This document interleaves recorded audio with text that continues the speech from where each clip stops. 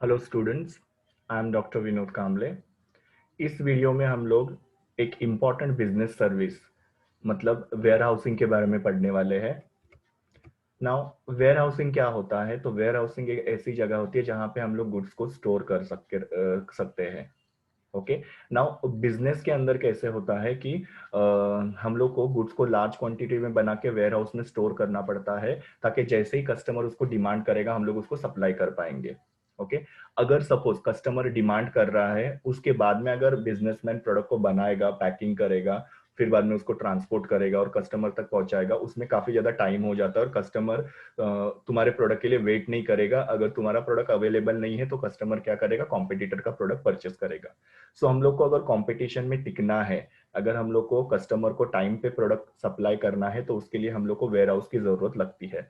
सो businessman क्या करता है? लार्ज क्वांटिटी में गुड्स को बनाता है और उसको वेयर हाउस में स्टोर करके रखता है, ताकि जब भी कस्टमर डिमांड करेगा तभी हम लोग क्या कर पाएंगे? वो गुड्स को उनको सप्लाई कर पाएंगे टाइम पे। उसके साथ साथ ही क्या करता है, ये वेयर हाउस जो होता है, यहाँ पे सब चीजों को सिस्टमेटिकली रखी जाती है, प्रॉपर टेम्परेचर में रखा जाता है। इसकी वजह से यहाँ पे गुड्स की क्वालिटी भी अच्छी रहती है। Okay. So warehouse is a place where we can store the goods in a proper condition और we can preserve the quality of the goods. Okay. So ये उसका मीनिंग। और डेफिनेशन में भी सेम चीज लिखी है, an establishment for the storage और द अक्यूमुलेशन ऑफ गुड्स, मतलब ऐसी एक जगह जहां पे हम लोग गुड्स को स्टोर करके या अक्यूमुलेट मतलब जमा करके रख सकते हैं, उसको वेयर हाउस बोलते हैं। अभी हम लोग देखते हैं what are the functions of warehouse. Warehouse क्या काम करता है? तो सबसे पहले है वेयर हाउस का सबसे इंपॉर्टेंट फंक्शन स्टोरेज। ये सबसे बेसिक फंक्शन होता है स्टोरेज। स्टोरेज जो है ना, यहाँ पे क्या होता है कि जैसे मैंने आप लोगों को बोला कि बिजनेस में लार्ज क्वांटिटी में गुड्स को बनाता है, और जो भी गुड्स है, एक्सेस गुड्स है या जो भी ज्यादा गुड्स है, उसको वो क्या करता है?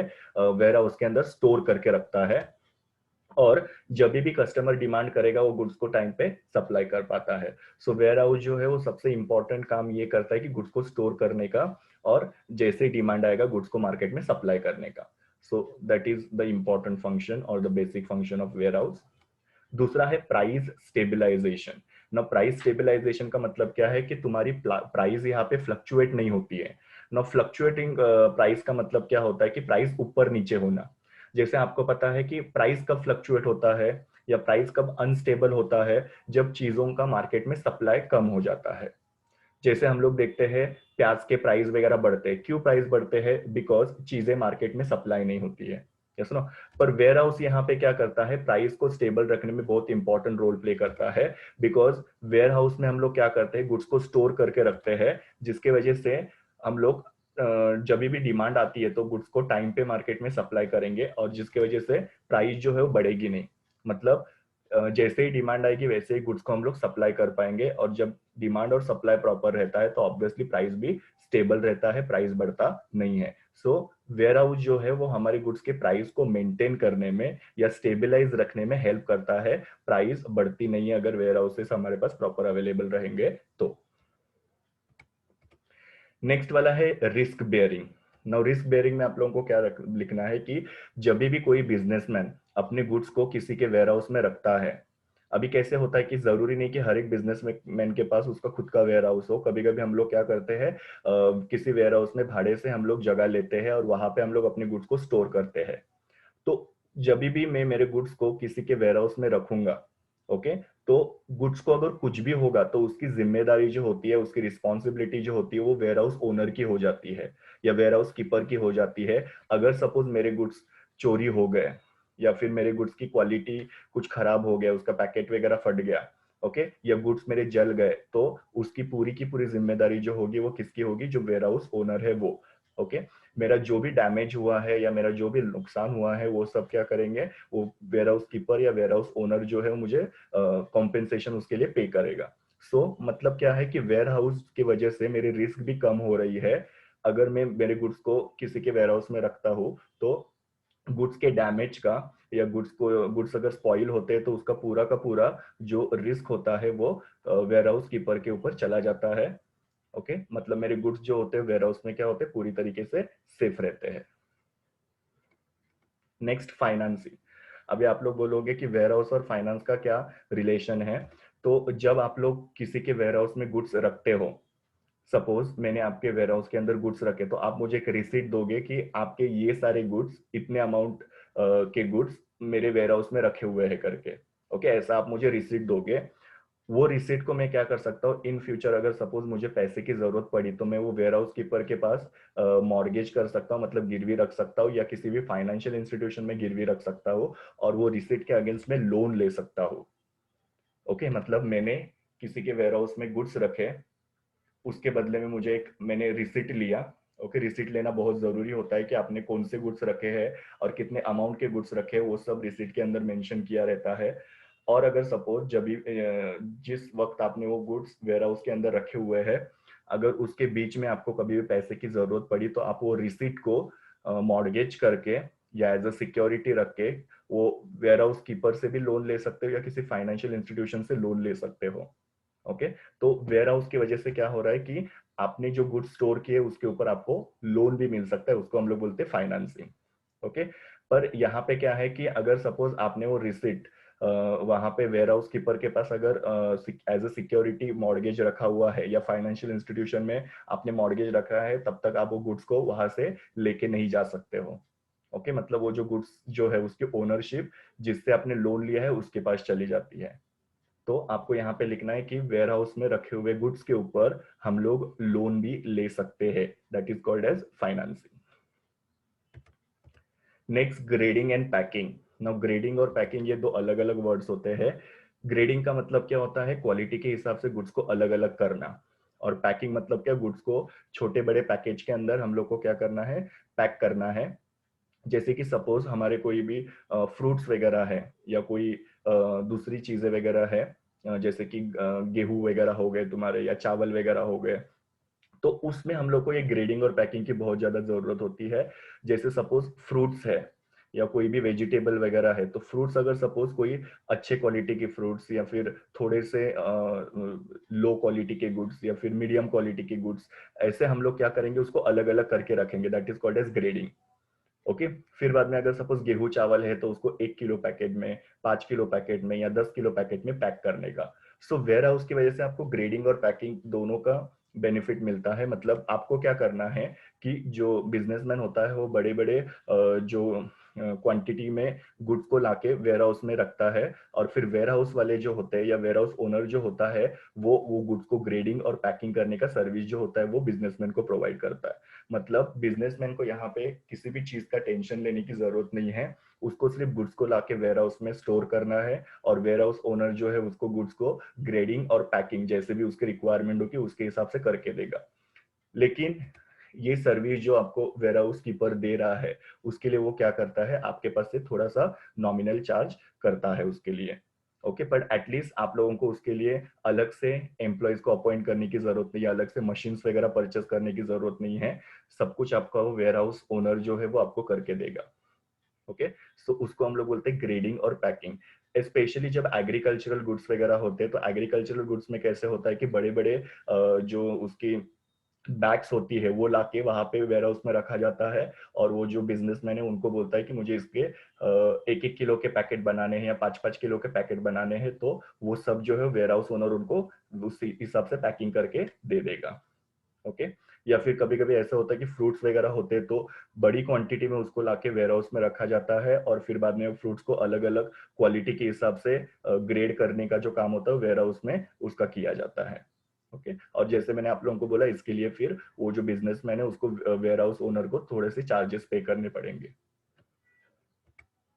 नेक्स्ट वाला है ट्रांसपोर्टेशन। ना यहाँ पे क्या होता है, जो वेयर हाउस ओनर जो होते हैं वो ट्रांसपोर्टेशन फैसिलिटी भी बिजनेसमैन को प्रोवाइड करते हैं। जैसे बिजनेसमैन की फैक्ट्री है, वहां से गुड्स को वेयर हाउस में लाना या वेयर हाउस में से गुड्स को मार्केट में लेके जाना, ये फैसिलिटी जो होती है वो भी वेयर हाउस की वजह से या वेयर हाउस ओनर जो होता है वो बिजनेसमैन को प्रोवाइड करता है। तो बिजनेसमैन को कुछ करने की जरूरत नहीं है, सिर्फ गुड्स को मैन्युफैक्चर करके रखना है, फिर वो गुड्स को उठा के वेयर हाउस में लेके जाना, और वेयर हाउस से जहां पे भी मार्केट में उसको सप्लाई करना है वो सिर्फ बिजनेसमैन को वेयर हाउस ओनर को बताना, और वेयर हाउस ओनर वो खुद के ट्रांसपोर्टेशन से वो उसके गुड्स को जहां पे भी लेके जाना है वहां पे वो डिलीवर कर देता है। अगेन इसके लिए भी क्या होता है कि जो नॉमिनल चार्जेस होते हैं वो नॉमिनल चार्जेस वो वेयर हाउस ओनर को पे करना पड़ेगा। ओके, पर यहाँ पे आपको वो ट्रांसपोर्टेशन का जो टेंशन है बिजनेसमैन को वो रहेगा नहीं, सब कुछ वेयर हाउस ओनर जो है वो करके देगा उसको। नेक्स्ट वाला है time and place utility. Now पहले हम लोग देखते हैं कि वेयर हाउस कैसे टाइम यूटिलिटी क्रिएट करता है। बेस्ट एग्जांपल है हमारे यहाँ पे एग्रीकल्चर जो होता है वो रेनी सीजन में होता है। ओके, मतलब गेहूं चावल या दूसरे जो भी एग्रीकल्चरल प्रोडक्टिविटी है वो हमारे यहाँ पे रेनी सीजन में होती है। बट ये जो एग्रीकल्चरल गुड्स है उसका कंजम्पशन हम लोग कब करते हैं, तो पूरे साल भर करते हैं। ओके, मतलब 4 महीने हमारे यहाँ पे एग्रीकल्चर होता है, बट कंजम्पशन जो होता है एग्रीकल्चर गुड्स का वो पूरे 12 महीने होते हैं। यस नो, सो ये किसकी वजह से पॉसिबल है, ये पॉसिबल है because of the warehouse. हम लोग क्या करते हैं, रेनी सीजन में कल्टीवेशन करते हैं और वो गुड्स को वेयर हाउस में हम लोग स्टोर करके रखते हैं ताकि 12 महीने वो चीजों को हम लोग सप्लाई कर पाएंगे मार्केट के अंदर। ओके, तो कहीं ना कहीं पे वेयर हाउस क्या कर रहा है, हम लोग को टाइम यूटिलिटी क्रिएट करके दे रहा है।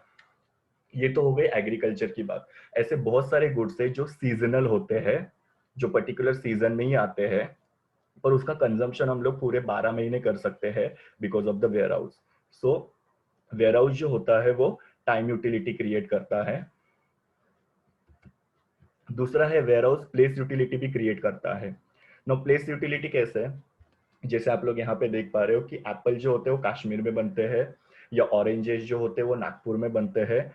बट उसको अगर आप लोग देखोगे तो वो अवेलेबल रहते हैं सब जगह पे, मतलब मुंबई में लेने के लिए जाओगे, दिल्ली में लेने के लिए जाओगे तो आपको सब जगह पे ये एप्पल या ऑरेंजेस वगैरह आपको मिल जाएंगे। तो ऐसे बहुत सारे गुड्स है जो एक जगह पे पर्टिकुलर जगह पे मिलते प्रोड्यूस किए जाते हैं, बट वो हम लोग अगर परचेज करने के लिए जाएंगे तो हम लोग को सब जगह पे वो परचेज कर सकते हैं हम लोग, मतलब उसकी अवेलेबिलिटी सब जगह पे होती है। तो गुड्स बनते एक जगह पे है बट उसकी अवेलेबिलिटी सब जगह पे होती है, it is because of the warehouse. Yes ना, वेयर हाउस क्या हम लोग क्या कर सकते हैं, अलग अलग जगह पे अपने वेयर हाउस सेटअप कर सकते हैं जिसकी वजह से हमारे गुड्स जो है अलग अलग जगह पे अवेलेबल हो सकते हैं। भले ही वो हम लोग बनाते एक जगह पे है बट उसको सप्लाई हम लोग वेरियस पार्ट्स में कर सकते हैं। सो इस हिसाब से वेयर हाउस जो है टाइम यूटिलिटी भी क्रिएट कर रहा है, प्लेस यूटिलिटी भी कर रहा है। अलग अलग टाइम में हम लोग को गुड्स अवेलेबल करके दे रहा है, या अलग अलग प्लेसेस में हम लोग को गुड्स अवेलेबल किए जाते हैं। And the last one is processing.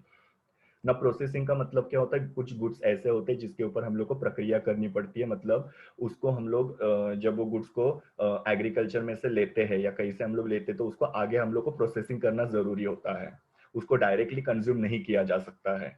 Okay, ना ऐसे कौन से गुड्स है, तो जैसे चावल है, तो चावल हम लोग जब एग्रीकल्चर में से लेते हैं तो पैडी फॉर्म में होता है, पैडी मतलब उसके ऊपर ऐसे हस्क होता है, उसको हम लोग डायरेक्टली कंज्यूम नहीं कर सकते हैं। तो वेयर हाउस की वजह से क्या होता है, वो गुड्स को वो जो चावल है पैडी है उसको हम लोग प्रॉपरली पॉलिश कर सकते हैं।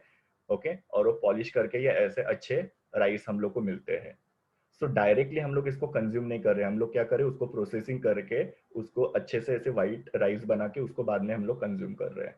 सेम तरीके से जो फ्रूट्स होते हैं, तो जो फार्मर्स होते हैं वो क्या करते हैं, पकने के बाद में फ्रूट्स को झाड़ से नहीं निकालते, वो लोग क्या करते हैं, थोड़े से कच्चे रहते हैं तभी उसको झाड़ में से निकाले जाते हैं और फिर बाद में उसको वेयर हाउस में पकने के लिए रखा जाता है। बिकॉज क्या होता है कि वो फ्रूट्स को अगर हम लोग वैसे ही पेड़ों के ऊपर रखेंगे तो कहीं कहीं पे कभी क्या होता है कि जो बर्ड्स वगैरह होते हैं वो उसको खराब कर देते हैं।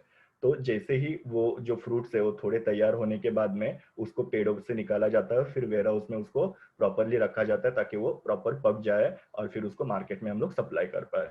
तो कुछ गुड्स को प्रोसेसिंग की जरूरत होती है और वो प्रोसेसिंग पॉसिबल होती है because of the warehouse. Warehouse के अंदर हम लोग उसको फर्दर प्रोसेसिंग कर सकते हैं। सो ये सारे मेरे रेफरेंसेस है जहां से मैंने इमेजेस लिए हैं। Thank you students, please do like share comment and subscribe to my YouTube channel and also recommend my channel to your friends. We will meet in the next video.